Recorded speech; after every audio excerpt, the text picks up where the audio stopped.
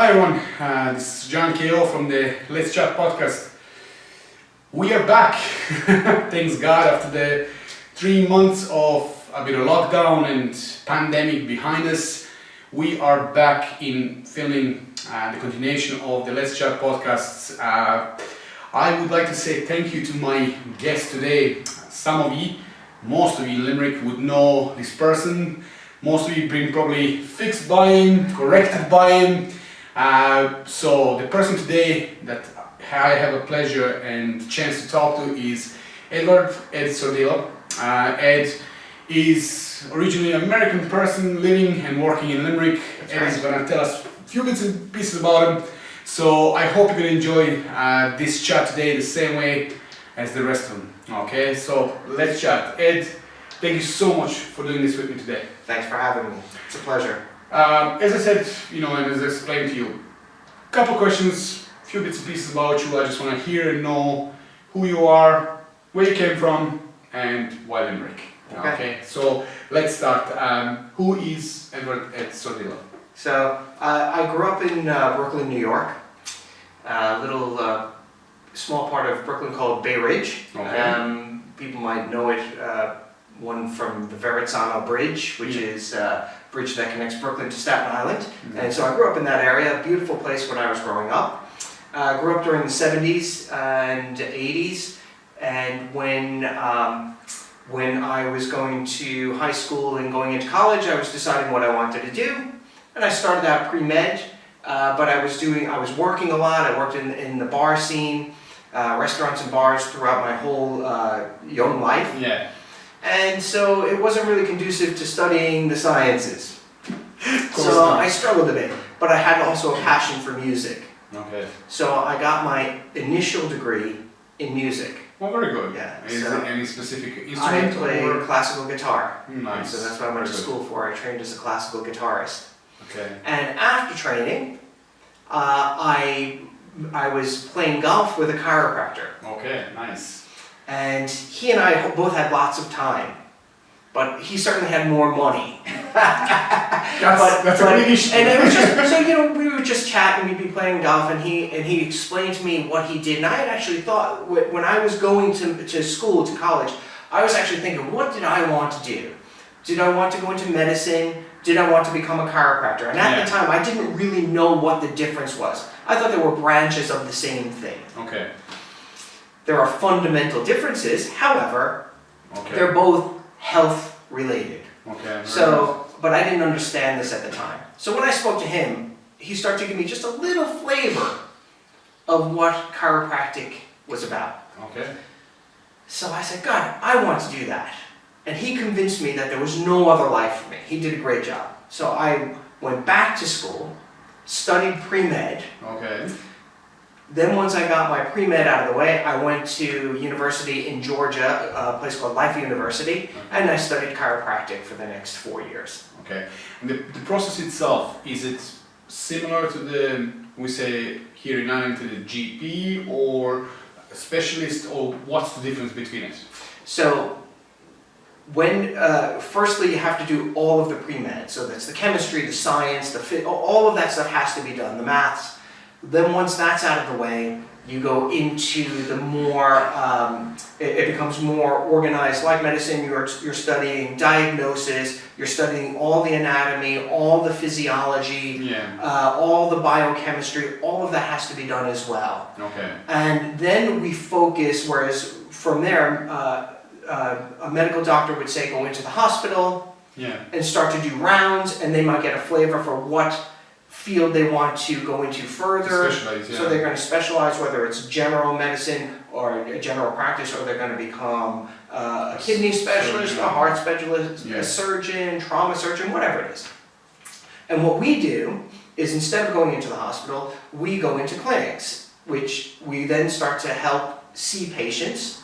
And the focus for us becomes the spinal column, the nervous system, and how we can improve a person's health through working on their spinal column. And that becomes our total focus for the last 2 years. Okay.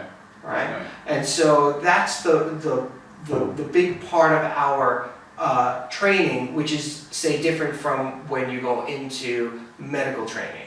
So that stigma of chiropractor being called a bone breaker, Bone cruncher, yeah, back cracker. Why people think only that, because that's the stigma that kind of surrounds chiropractors, means, I go there and I know he's going to break my back, or break my neck, or something like that. Or maybe slightly less alarming would be, he's going to crack my back. Yes. Yeah. So why people only see that? Why is because for me, first time when I heard or seen about the chiropractor, that's the first thing that you kind of get noticed. It's like, oh yeah, I'm going over there and now he's gonna crack my back a bit, fix my neck or something. That's it. But there's so much more behind it. There's whole science behind it. Absolutely, absolutely. Please tell me. Okay, so what we do is physical. Okay. We're touching people. Yes. It's very hands-on, and it's a truly beautiful system. Okay. So your spine has two major roles. One is the very mechanical aspect, right? It gives you your structure. It leverages you up against gravity every day. It allows your limbs to work around it, including your rib cage, right? So where your spine is then going to determine how well the rest of you works. Okay. The other job that your spine has, and this is the most important aspect, is it protects your central nervous system. So just like your skull is protecting your brain, the extension of your brain is the spinal cord. And the spinal cord is being protected by the tube of bone in your spine. Okay? Okay. So that relationship between the bones of the spine, the structure of the spine, and the nervous system is essential for good health. Okay. And this is what people don't really understand. So they get caught up in, particularly with social media, you can go online and you can see videos of backs being cracked, but the noise is really only a byproduct of squeezing a joint. The noise is really not very consequential for the chiropractor or for the patient. Okay? What's important is creating proper movement in the joints of the spine. Okay. Allowing the spine to work from the right places at the right times to allow one for great function of the body, the physical body, but also to allow for better communication between the brain and every part of your body. Remember, every part of your body is using your central nervous system as a conduit. Communicate and do well, yeah. Because this is what we were having a quick chat before the podcast today, is like you said that, when you fix or when you help people, not fix, when you help people, to realign their spine and everything else, that gives them so much more, which means, a healthier and better life, losing weight, better communication between your body and your brain, for the fluids, for the vitamins and everything else. So these would be my kind of generic points that I picked it up, but you can kind of top it up more on it. So this is hugely important. People often think when they're coming to me, they're coming for a specific reason. Generally, it might be neck pain or back pain or something along those lines. Maybe headaches might be another thing, or the associated problems with back pain, which would be pain traveling down a leg, what we would call a radiculopathy, but it's simply pain shooting away from its source down a limb. Yeah. Those are the things that people commonly show up complaining about. But it's often not the first thing that changes when they start under care. And I hear this all the time from people. One of the first things people will say to me is, oh my God, I haven't slept this well in 20 years. That may be the first thing they tell me. Yeah. They still have the back pain, but their sleeping got better. Okay. I've had other people, and this happens again very, very regularly with my client base. They'll say things to me like, I haven't felt this good about myself. My emotional state is better.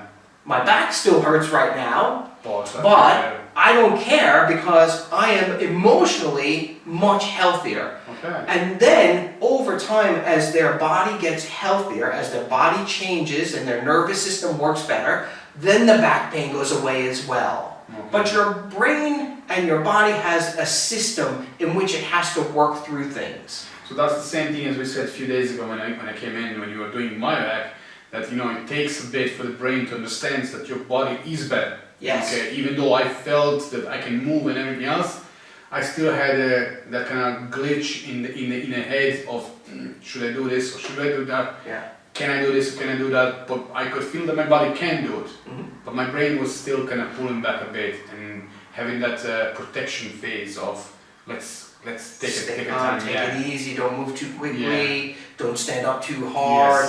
Don't sit down too hard. Don't bend over. So yes, this is a really important thing. So oftentimes I will spot in people how much better they are, even before they say to me, "My back feels better." They might say, "Oh, it's still pretty sore," but I'm like, "Well, wait a minute. Let's just review. I watched you get on and off the table today, and compared to the first day, you nearly leapt on and off the table, whereas day one, you crawled on and off the table." Even though mentally, you haven't caught up and said to yourself consciously, "Oh, I feel better," subconsciously, your body's already working better. Right? So there is a stage where their body will start to move better, but consciously, they're still hanging on to, "I'm a person with a lot of back pain. I'm a person who's very stiff." Right? So there's that emotional, conscious component which is telling them, "Oh, I better not move too quickly." And once we start to work on them, I see the changes oftentimes before they do. Or this is another great one. A person will say, "God, I just realized I haven't thought about my back all week." So they're so used to being the person with back pain that they realize they've been leaping in and out of bed every morning without having to worry about their back pain, or getting in and out of the car without having to think about their back pain, and it takes them a week to realize that they've actually been doing that. Like everyone else, of course, you know, different doctors or different sides of the medicine would say, okay, this probably question would be, how many times people should be doing or should be visiting chiropractor, or how often, or what is the procedure? Would it be like once a month, once a week? You know, again, a lot of people will be asking that question. So, what's in your opinion would be the best way to visit the chiropractor, or how often? Okay, so clearly every person who comes in is different. So there's no hard and fast rule that it has to be this many visits for this person or for every person.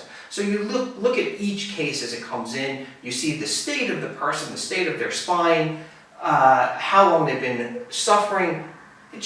Even if they have x-rays or MRIs, we can tell from that how much damage has gone on prior to them showing up. Their history, you take a full history. But the answer is you tailor the care to the individual in front of you. An infant needs a different level of care than a 70-year-old, and that just makes sense. A high-end athlete needs a different level of care than somebody who's working from a desk at home. Okay? Of course. But what I have found is initially most people need more care until you start to establish better function of the spine. So the frequency of care might be more intensive at the beginning. I might see somebody 2 or 3 times a week initially. I might do that for 4 to 6 weeks. Okay, but I'm not going to do that with an infant because they just haven't accumulated that much damage. But for an adult spine, I might have to spend that much time working on them consistently. Then we might go to a schedule of once a week. Okay? But then people always want to people want to get ahead of the game. They want to be well before they've gone through the process of getting well. Right? But everyone wants to run before they can walk. Of course, right? So we don't want to be a martial arts expert before we've taken our first class or ever engaged with another person, right? And that's not going to happen. So we're not going to change your physiology in a day or two. It takes time. Even though a person might feel better, you're not going to change their body in that length of time. So yes, it requires that you do work. So tell me, when you finished the college, you done everything what you needed to do. Did you practice and did you do any work in the States? Yeah, I worked in North Carolina for about 6 months. I worked with a lovely gentleman there, lovely practice, and so I stayed with him for 6 months, and I shadowed him and trained with him. And then myself and a buddy of mine, we moved over here. And I've been here since 1997, and we've been working away. And initially, we were in a kind of a partnership with 2 other docs, and so I didn't own the practice. I was more of an associate at that time, and I spent a couple of years doing that. And then I opened up my own practice, and since 2000, I've been in private practice for myself. So 21 years now, basically 20 years in Limerick. Yes, 23 years in Limerick. What brought you to Limerick? Initially, I was going to be up in Blackrock in Dublin. Okay. That was the plan. And then, like I said, the person who I knew who was practicing here found a place in Limerick. He thought it would be good, and I didn't know any better. Dublin, Limerick. I was a guy from Brooklyn. I'm not even Irish, so I knew nothing really about Ireland. I just came over because I thought it would be a great experience, right? And so I also had a buddy to lean on, so we had each other, which was nice, even a really softer way of doing it. Yeah. And so we just came over to work, and we didn't care where we worked. So it ended up being Limerick. Within 6 months, I met my beautiful wife, and here I am, 23 years later, still in Limerick. That's good. That's good. No, I met your lady. She's a really, really nice person, and your practice is really, really nice. Thank you. One way or another, it's good to see a good person working and being involved in Limerick and helping people. Besides, practice itself, do you work with any teams, or do you have any engagement with any local, bodies or enterprises or anything like that, or it's mainly the practice itself? It's mainly the practice itself. I like being in the practice. I really do. I have done work with teams, hurling teams, rugby teams. I've done work with teams before, and that's nice as well. Yeah.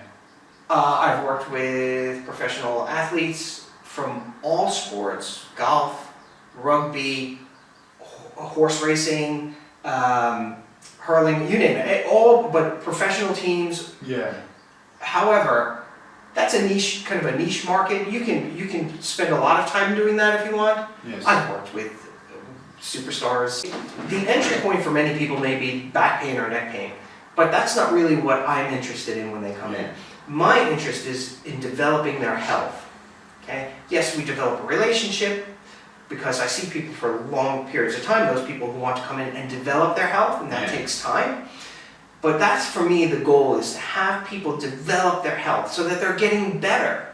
Okay? My goal for my patients is not just to have them free from pain this week. My goal is to have them developing better health over their lifetime. Okay. So I want my 80-year-olds to be better than they were when they were 60. Right? And I have that experience in my practice. So basically, prolonging the well-being of the person that comes into... For as long as they're alive. Okay. Who wants to be 80 or 90 and in a wheelchair and incapacitated and unable to breathe and unable to feed themselves? No one. Unable to take a walk, unable to socialize, right? No one. Yeah. That's a death sentence. And what I want for my patients is for them to thrive. I want them to be active members of our community. I want them to be engaged with their family and their loved ones. I want them to feel alive. That, to me, is a fulfilled life. Tell me, when it comes to the chiropractors, we move the stigma away at the moment.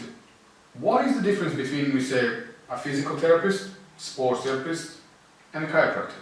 Because a lot of people put all that into the same basket because they don't understand. Yes. So if you can just explain to people what is the actual difference between, physiotherapy, sports therapy, and being a chiropractor. Mm-hmm. So just to be clear, I'm not a physiotherapist and I'm not a sports therapist, right? So I'm only just commenting from my perspective on that. Yeah. Okay. But one, we are trained also to an extremely high level, and as are the other professions, but we are trained to an unbelievably high level at what we do very well. My focus is always on the function of the spine and how that relates to the nervous system. Yeah. That's my specialty.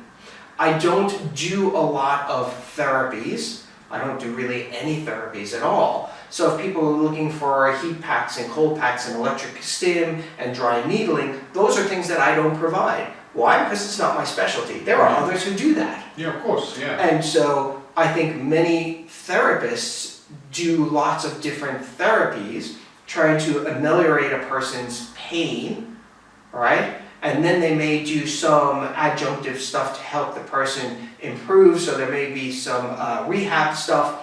But my focus is always on improving that individual's spine and how it's going to allow them to heal and repair themselves, and that's all I do. Okay? So that's my focus. Tell me, you said that when you came to Ireland you were working, with a partner and everything else. But working for yourself, what is the difference being, we say, working for somebody else in the practice or owning and working in your own practice?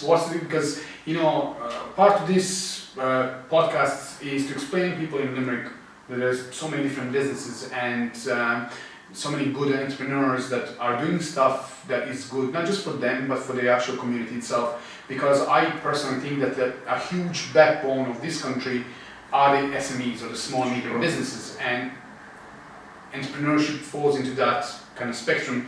So this is what I'm trying to kind of showcase and everything, because it's not just saying, or it's different when somebody else says from their point of view. So I would like to ask you, what was the difference working for somebody and owning your own place? So for me, when I was working for somebody, I was new to the business environment, right? So I just spent a lot of time, I was a musician, so I'm the creative side of things. Even this is a very creative business, right? But, so I wasn't really focused on the business, the bricks and mortar, paying the rent and paying the mortgage and paying the electric bill and all of those things that need to be done, right? So when I was working for somebody else, I didn't have that aspect to deal with. Yes. But also come maybe some constraints. The way you practice has to fit the model of the person who's paying the bills, right? Otherwise there may be some discord or so when you're in practice for yourself, now there's a freedom, but with that freedom comes greater responsibility. Yes. So as the creative side, I'm free to be more creative. I can be, maybe I can allow myself a bit more space to do things the way I want. However, now I have to worry about paying the mortgage, paying the heating bill, paying staff, making sure that every customer is happy, and all of those things that go along with the freedom of running a business. Yes. Come all the responsibilities of running a business. Yeah. And that's the biggest difference. Okay. Right? So, as opposed to being the technician just doing my job, now I'm wearing all the hats. Yeah. And what you then learn to do is wearing all the hats is not so much fun. It's difficult. That's one of the things that I think that they don't teach in school. No. In college. Anywhere. It's like, it's a life school, we're gonna put it like that. But I personally think that certain things of entrepreneurship, and not just I'm saying entrepreneurship, but I mean running a business, dealing with the bills, dealing with customer service, dealing with everything else that comes on, being an owner of the business, should be taught. Should be at least given opportunity that kids in school or people in college or anywhere else be taught how to do that. So when they try it, they don't fail straight away. Because a lot of entrepreneurs, or people who are opening a business, they fail because they don't know. Yes, They but fail also in the first one, but they try the second one, and then maybe the third or fourth one is the one that is actually being a successful business. But a lot of first or second ones are not successful because a lot of people don't know how to deal with money, how to allocate certain funds for bills, wages, insurances, taxes and everything else. Sure. So in my opinion, that's what I want to also ask you is, being in Ireland and being in Limerick for over 20 plus years, running your own practice, how do you find that different between, we say, Ireland and the States? I know that you were running the business there, but is there many differences between running business here and running business in the States? I think, from a structure perspective, probably not. Okay. Tax system may be different, those types of things, but again, I think depending on where, even in the States, so the States is huge, depending on where you live, you may have certain different rules about how you run your business, what you can run through your business, all of those types of little intricacies. But running a business is the same, right? You've got to have all the pieces moving together in a cohesive manner so that the practice can thrive, or the business, whatever it is, can thrive. Yes. And if there is discord, if there is a lack of harmony in the pieces, then the business is going to struggle because the business needs focus. Yes. So if we don't have everybody focusing on the same things in the same directions, there's going to be discord, and then what you're going to find is that the business suffers because the attention has gone off what is ultimately important. And every business should have the ultimate important thing, whatever it is, whatever widget, whatever thing that is. Whether it's marketing or whether it's like myself in practice, and whether it's a GP's practice or a physiotherapist, it's all the same in that respect. We have to have a focus. What's the main focus? If you don't have that, where are you going? Yeah, I agree. Right? Forget about everything else behind it then. So, running business, being here, understanding the culture, same as myself, being as a foreign person coming to and living and trying to establish your life and everything else. You're a parent, would you recommend to others who are younger or people who are coming into the field or anything like that? It doesn't have to be only a chiropractor. Sure. It could be anything. Would you recommend to people to try and run the business, or try to run their own thing, being their own boss? Or would you recommend maybe go for a year or two and experience the business as yourself? And I was the same, internships and work in different companies and trying to do a few things before opening something of your own. Which course would you recommend? Okay, well, I think that's a great question. It's a huge question, right? I think the first thing that I would say is you have to start with your idea. What's your premise? What's your goal? If you're just saying, I'm going to be an entrepreneur, because I think that might be cool or important, or well, what's your focus going to be? What's this entrepreneurship going to look like? Is it going to be multiple businesses? Is it going to be a niche business? Is it, what's that firstly? Then you might say, when you know that, well, now you can decide, well, do I want to go intern with somebody who's doing that already and pick their brain, right? And really get involved with not just the technical thing, I'm a technician, I'm going to do this bit, I'm going to build this bit.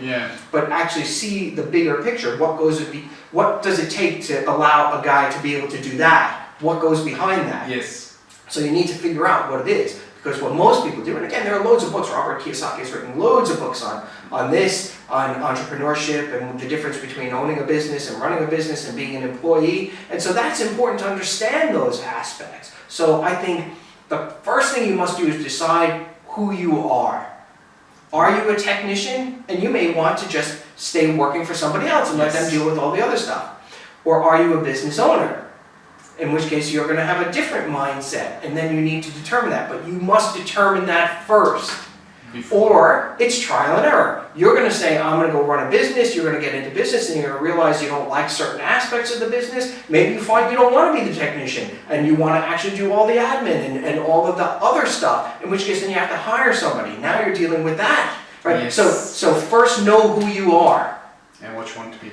And you know what? We've all done trial and error. I think it's that's life. Yeah. So go open a business and see how hard it is, and maybe you'll hit the right notes and you'll be exceptional at what you do and you'll thrive. Yes. Or maybe you'll go, oh, I got this all wrong, and you'll need to stop it and change it or shut it down and start over again. And no harm in that. No, but you see, the only thing and a problem that I see is a lot of people are afraid to try, and then they don't do it. Fear stops all of us. But that fear, what I've seen throughout the years is it comes from your main surrounding, which is your friends and family. So a lot of times, a lot of people don't do it or they don't try it because they're stopped by the opinion of others. Mm-hmm. Was there anyone else there in your life that was saying, don't do it, don't try it? As soon as you said this, the very first thought I had was actually when I was going back to school to become a chiropractor. I have a family member who is very close to me, but he just made this offhand comment, "That's a lot of science. Can you do that?" And immediately put that doubt in my head that maybe I'm not capable. Maybe I'm not as smart as I think I am. Maybe I'm not as capable as I thought I could be. Yeah. And so I doubted myself. But also, it made me say, by God, I'm going to do this. Stubbornness. Yeah, I'm going to do this. Make a point. Yeah, and I did get through all of the math and all of the science. And was it my favorite thing? No. But the particularly the chemistry and the calculus and all that I found that I had to work really hard at. But the rest of it, the anatomy, the physiology, the biochemistry, oh my God, I love that. But like everything else, you know, you have a good subject, you have bad subjects, especially in school.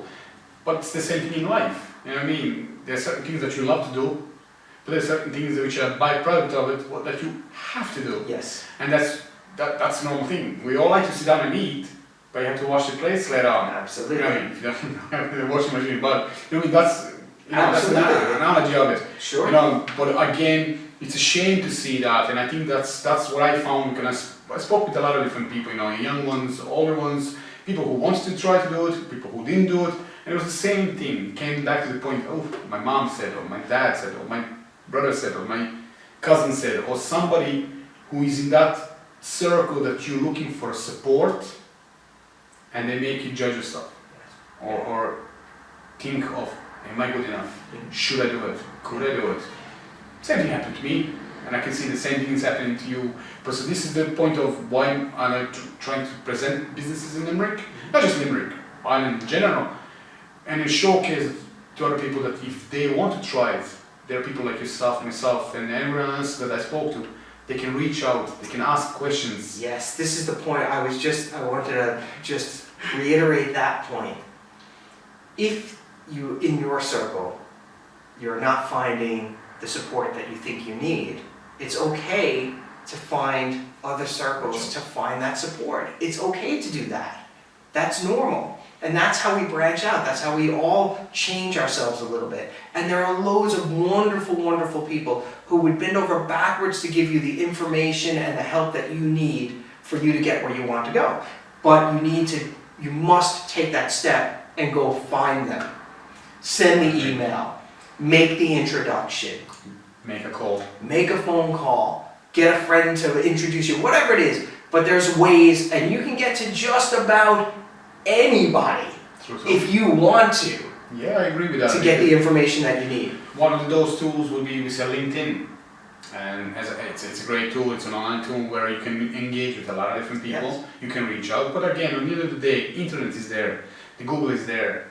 You can find a way, if you want to, if you really want to, you can find a way to reach out. But message behind it is, please do, guys. If you think that you want to do something and if you're unsure about it and if you need more reassurance, there are people out there who will help and support you in the best way as they can. Yes.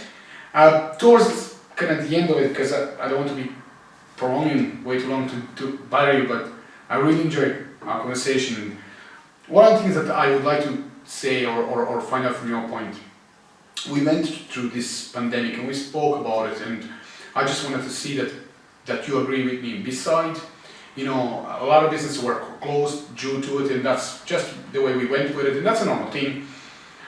But I found that I asked you why chiropractors are not seen as an essential workers. Mm-hmm. Same as maybe some physiotherapists or sports therapists.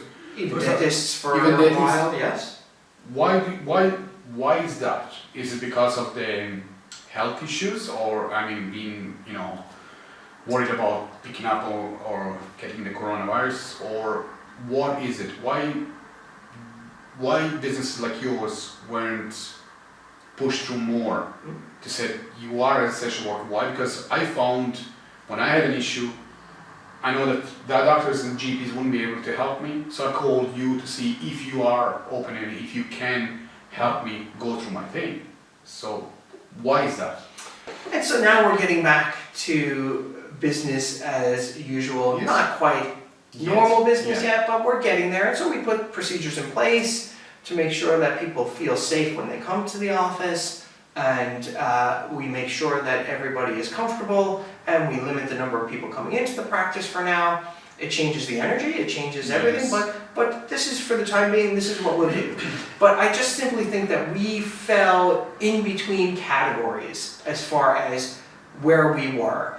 And as a profession ourselves, we decided that the best course of action was to just stay out of the fray, let things settle down a bit, and then as we saw more and more people clamoring to see us, and more emergencies, we had no choice but to step back in and pick up the work again. And that's what we've done. That's a good thing. You know, one way or another, as I said, for me, it was just to the point, like, you know, I thought personally that, you know, people like, you know, physiotherapists, sports therapists, chiropractors should be seen as essential workers. One way or another. Why? Because people do get pains, people do pick up injuries, people do have issues that, you know, should be addressed even during the pandemics and everything else. And, you know, when I heard that you were closed for a while, I was like, okay, in my head I was like, if, you know, if food places or any other place can be open, you're part of the,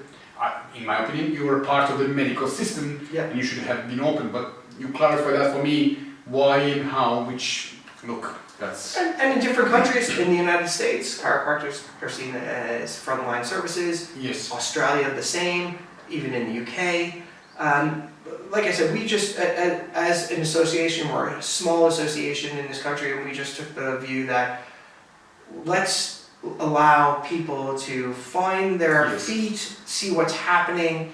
As people needed us, we could slowly start to take care of the worst affected, to keep them out of the hospitals, to keep them out of their GP surgeries, so that we could help them get better, and those other frontline workers could then deal with the more specific problems of COVID and whatever else. So and that's how we dealt with it. So basically, beside all these are kind of the main questions that, you know, when I speak with people, I ask, you know. So I would like you just to say, you know, a couple of words from your point of view of, you know, to explain to people that, you know, what can they gain coming to you, and, you know, in your own opinions, you know, when it comes to that last question, second last question I was asking about running their own business, would you recommend?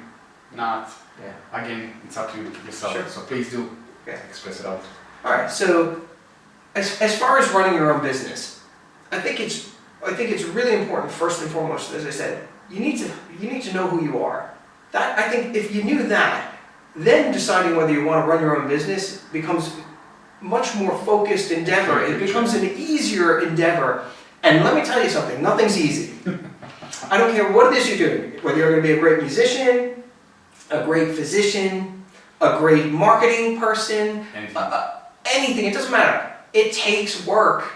And you're focused. The minute you take your focus off it, things change. So you have to be focused. So know who you are, and then you can start to delve into, this seems like the right path for me. It'll never be easy, but it's so rewarding when you are doing it. It's really rewarding. And I really now can't imagine having done things any other way.